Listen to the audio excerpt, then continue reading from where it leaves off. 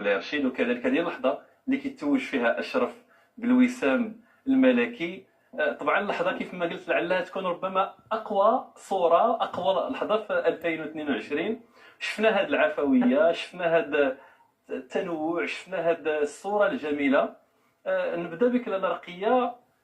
صراحة أنت اخترتي الأضواء خلال هذا الاستقبال الملكي بالعفوية ديالك، بالابتسامة ديالك، بأنك كنتي من القرب من جلالة الملك، ولكن بواحد الطلاقة. نبغيك تعاودي لي هاد اللحظات اللي كنتي فيها هنا أمام استقبال ديال جلالة الملك.